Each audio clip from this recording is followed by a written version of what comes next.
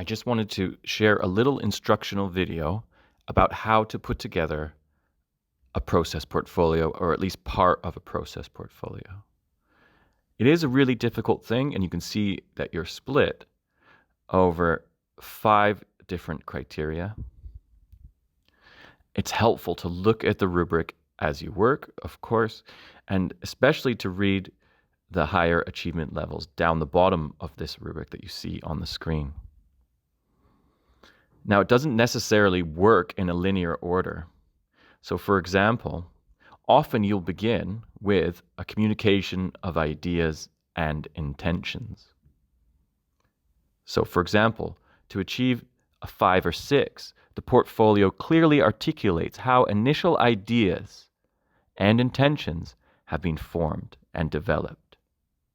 The portfolio effectively communicates how technical skills, media, and ideas have been assimilated to develop the portfolio further. Well, that's all very good, but what does that actually mean or look like? So I've decided to take a project that I've been thinking about doing and to kind of make that come to life, to give you a better idea, especially of this first stage, of how to communicate where the idea came from and what you're going to do with it.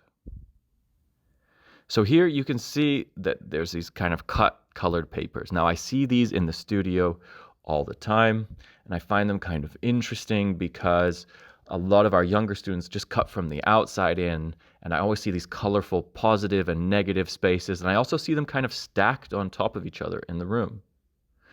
So I've taken that as a source of inspiration, this kind of childlike cutting and playing and discarding. Now, what happens when I kind of start to collage some of these materials? You can see already that there can be a kind of maybe elevation of them. So that was my first little intentions and play. But now how do I put that into a process portfolio? So I've sort of titled this idea Ready-Made Cutouts because I find them. I don't cut them myself. They're sort of ready-made cutouts. And of course, cutouts is referring to Matisse and how he would paint paper and cut it, but much more intentionally the way he would do it. But that's where my idea is starting. So here, I've got my initial idea. I've put that now onto a slide. I've given it a kind of title. I've now gone and sort of brainstormed all the things I can think about with a ready-made cutout. I notice that I start to put them together. It starts to feel graphic. It's bright, it's colorful, decorative. It reminds me of elements of design. There's organic shapes. It's rounded, soft, torn. It's found paper. I can focus on the composition through collage of these. There's energy that comes not from me, but from the people who have cut this paper. There are rough cuts. There are rips. It's playful and joyous, which is why I think it reminds me of Matisse. I think in some ways it also relates to my identity, because, I'm spending a lot of time as an art teacher, spending a lot of time as a father, and doing these kinds of activities. I do them at home. I do them here in the school. So this is my brainstorm. This is my initial ideas of how I'm going to start this project, why this project is interesting to me. And then I might formalize some of them, just a bit more of these initial ideas. So I think there's a historical connection to Matisse. There's this aesthetic appeal, that links to design because they're bright and colorful, and there's a materiality to this colored paper. Maybe a cheap materiality, but there's a materiality nonetheless. And I think I might be emphasizing ideas of simplification, of abstraction, finding beauty within that. And of course, there's a challenge to me that there's a limitation to what I find. There's a limitation to the shapes. And so I like the fact that there's this sort of challenge and limitation. Now, I might move on to another criteria, skills, techniques, and processes. And my first step is going to be exploring this through collage. Now let's look at the higher band though, working across at least the minimum required number of media. So don't forget, You need to be working in at least 2 different forms. Look at that table of forms, and you have to have at least worked across 3 media across these 2 sort of tables of making. So the portfolio demonstrates assured and sustained. So you got to stick with it, and you got to stick with it until you feel confident in it. Assured and sustained experimentation and manipulation of a range of skills, techniques, and processes, and a highly appropriate selection of materials consistent with intentions. So your materials need to match your intentions. Your process can match your intentions. The technique as well can be linked to what you are trying to achieve. So if I'm trying to be playful, if I'm trying to be colorful and childlike and simple, maybe the best way is to take those actual materials and then for me to elevate them through collage. So here, I've got all my practices now of collaging the found cutouts into simple compositions.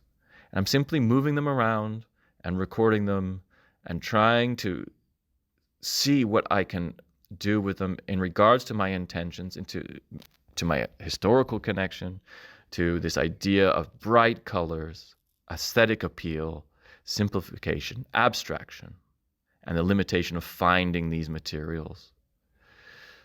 Okay, but that's my start. Now I'm going to sort of work at perhaps reviewing, refining, and reflecting. So the portfolio demonstrates an effective and consistent process of reviewing and refining ideas, skills, processes, and techniques. The portfolio presents a meaningful and assured reflection upon the acquisition of skills and analysis of the student's development as an artist. So even just in these initial collages, I can now go and evaluate them. I can look at what I've created and think, okay, there's a limitation to the textural qualities because it's one kind of colored paper that I have, and it has the same texture to each of them. There isn't a different gram. There isn't a different kind of makeup of the paper. So maybe my next step is to try a variety of qualities of paper. That variety could make the composition more visually interesting and texturally interesting. I know that I do want to keep a focus on the positive and negative space. When I brought in this larger gray square to the composition, it seemed to actually take away from the overall positive and negative focus and shapes. I also thought Matisse, hand painted his papers, and perhaps that would add a more subtlety to the color. So then I've evaluated these collages. If you look down to the bottom right-hand corner, working with found cut papers from my art class, it's a versatile, accessible, creative outlet. I can explore my artistic vision in a kind of cheap way and use materials that are available to me. This diversity of papers does foster experimentation, but there are sort of concerns in regards to scale limitations, to the limitations of what I find. But I do think that I can enrich the work because of the connection to Matisse and by adding sort of these art historical context to my collages, and as well perhaps by thinking of how next to elevate it, how next to move. So you can see I'm evaluating as I go. Next step, critical investigation. If I'm going to elevate my work, sometimes I need to look at the work of other artists, and I need to do that in depth. So, for the 5-6 range, the portfolio shows in-depth critical investigation into other artists' art-making practices, clearly communicating a secure and insightful awareness of how this investigation has impacted upon the student's own developing practices and intentions. So, it's not enough to go in depth and critically investigate like you did in so much of your comparative study. It's also really important to communicate how you've now taken awareness from this investigation and impacted your own making, your own practice. So my example here is, of course, I've gone to Matisse. I've done a kind of overview of the work that I'm looking at of Matisse's snail, but I'm also sketching it, do a pen study of the shapes I find, and I show the sort of dynamic movement of the composition that you find. And I break it down as well into a palette that shows that these colors are not pure colors like the papers I'm working with, but they're kind of tints and shades. I also then create a whole section that's the key takeaways from the snail that now can be applied to my own cutouts. Maybe I need to add more movement to my own work if I want to take something that's as simple as these cutouts and present it as a finished work of art. And I know as well I want to be as playful as Matisse. I want to keep that up and sort of keep that spirit of taking risks and new possibilities and something that could be seen as being very simple. But what is important here is you make it really clear what sort of key takeaways you are going to have from doing a critical investigation. There should be a clear link between the critical investigation and the pushing forward of your own work. So I can also look at this bold use of color and apply that to my own approach. I can also sort of think about how far can I take this medium of cut out papers as a starting point, as a point to leap off from, and